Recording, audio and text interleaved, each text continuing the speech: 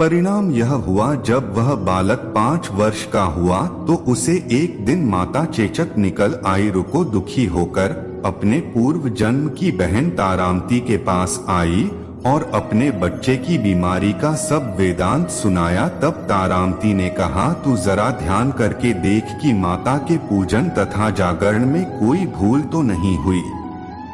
तब रुको को 6 वर्ष पुरानी बात याद आ गई कि मैंने तो जागरण और पूजन करवाया ही नहीं, और उसने मन में ही अपने अपराध स्वीकार कर लिए और फिर से मन में निश्चय किया कि हे माँ, बच्चे को आराम होने पर इस बार अवश्य ही आपका जागरण और पूजन करवाऊंगी। भगवती वैष्णो देवी की कृपा से बच्चा दूसरे दिन स्वस्थ हो गया और बिल्कुल ठीक हो गया। तब रुको ने देवी जी के मंदिर में जाकर पंडित जी से कहा कि मुझे अपने घर माता का जागरण करवाना है, अतः आप मंगलवार को मेरे घर पधार कर मुझे कृतार्थ करें। पंडित जी बोले, अरे रुको, तो यही 5 रुपए दे जा, हम तेरे नाम का यही जागरण करवा देंगे। तू तो नीची जात की स्त्री है, इसलिए हम तेरे घर में जाकर देवी का जागरण नहीं कर सकते। रुको ने कहा, पंडित जी, माता के दरबार में तो ऊंच नीच का कोई भेदभाव नहीं होता, वह तो सब भक्तों पर समान रूप से कृपा करती हैं।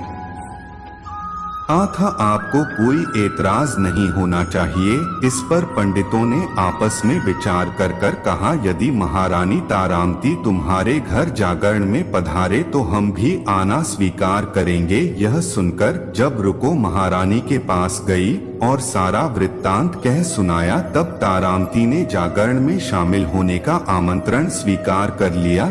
जिस समय रुको पंडितों से यह बात कहने गई कि तारामती रानी जागरण में आएंगी, उस समय सायन नाई ने बात को सुन लिया था और उसने महाराजा हरिश्चंद्र को जाकर सूचना दे दी। राजा ने सायन नाई की बात को सुनकर कहा कि तेरी बात तो झूठी है, महारानी भंगियों के घर जागरण में कभी नहीं जा सकती। फिर भी परीक्षा लेने के लिए राजा ने उस रात अपनी उंगली में थोड़ा सा चीरे का निशान लगा लिया, जिससे राजा को नींद न आवे। रानी तारामती ने देखा अब जागरण का समय हो रहा है, परंतु महाराज को नींद नहीं आ रही है, तो उसने माता वैष्णो देवी से मन ही मन प्रार्थना की, है माता, आप किसी उपाय से मेरे महाराज को सुला दे ताकि मैं आपके जागरण में सम्मिलित हो सकूं। तब राजा को नींद आ गई तो तारामती ने रोशनदान से रस्सा बांधकर महल से उतरकर रुको के घर जागरण में जा पहुंची। उस समय जल्दी के कारण रानी के हाथ से रेशमी रुमाल तथा पाव का एक कंगन रास्ते में ही गिर पड़ा। उधर थोड़ी देर बाद राजा हरिश्चंद्र की नींद खुल गई। तब वह भी रानी का पता लगाने के लिए निकल पड़े। मार्ग में कंगन और रुमाल उन्होंने देखा और राजा ने दोनों चीजें रास्ते से उठाकर अपने पास रख ली और जागरण वाले स्थान पर जा पहुँचे। जहाँ जागरण हो रहा था वहाँ एक कोने में चुपचाप बैठकर सब दृश्य देखने लगे। जब जागरण समाप्त हुआ तो सबने माता की आरती व अरदास की। उसके बाद प्रसाद बांटा गया। रानी तारामती को जब प्रसाद मिला तो उसने झोली में रख लिया। यह देखकर लोगों ने पूछा कि आपने प्रसाद क्यों नहीं खाया? यदि आप प्रसाद नहीं खाएंगे तो कोई भी प्रसाद नहीं खाएगा। रानी मुस्कुराते हुए बोली कि तुमने जो प्रसाद दिया वह मैंने अपने महाराज के लिए रख लिया है, अब मुझे मेरा प्रसाद दो। अब की बार प्रसाद लेकर तारा रानी ने खा लिया। इसके बाद सब भक्तों ने माता का प्रसाद खाया। इस प्रकार जागरण समाप्त करके प्रसाद खाने के पश्चात रानी तारामती महल की ओर चल पड़ी। तब राजा ने आगे बढ़कर कहा कि तुमने नीचे के घर का खाना खाकर अपना धर्म भ्रष्ट किया है, अब तुझे मैं इस घर में कैसे राखूं? तूने तो कुल की मर्यादा वह मेरी प्रतिष्ठा का भी कोई ध्यान नहीं रखा। जो प्रसाद तू अपनी झोली में रखकर मेरे लिए लाई है उसे खिलाकर मुझे भी अपवित्र करना चाहती है क्या? ऐसा कहते हुए जब राजा ने झोली की ओर देखा तब भगवती वैष्णो देवी की कृपा से प्रसाद के स्थान पर उसमें चंपा, गुलाब, गेंदा के फूल और कच्चे चावल और सुपारियां दिखाई दी।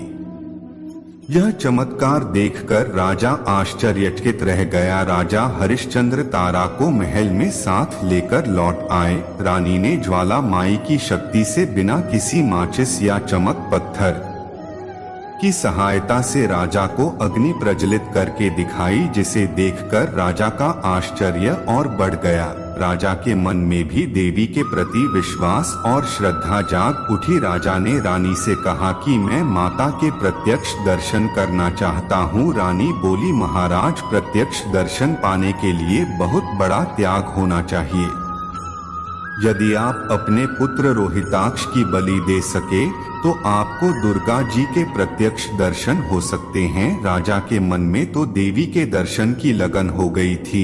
राजा ने पुत्र मोह त्याग कर रोहिताक्ष का सर देवी के चरणों में अर्पित कर दिया। ऐसी सच्ची श्रद्धा और बलिदान देख दुर्गा माता सिंह पर सवार होकर उसी समय वहां प्रकट हो गई और राजा हरिश्चंद्र दर्शन कृत्य के कृतज्ञ से मरा हुआ पुत्र रोहिताक्ष भी जीवित हो गया।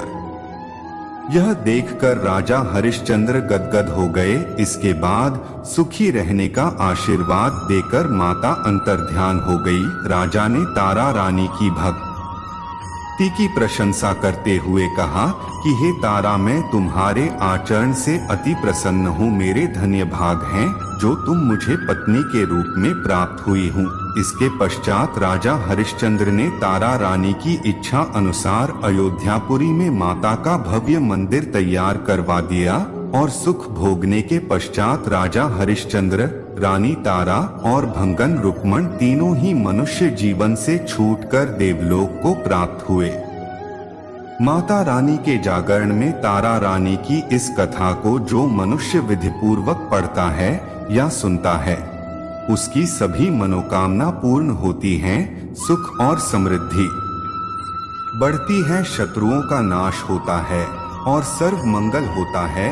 जय माता दी। ऐसे ही वीडियो देखने के लिए हमारे चैनल को सब्सक्राइब करें और लाइक, कमेंट, शेयर करना ना भूलें।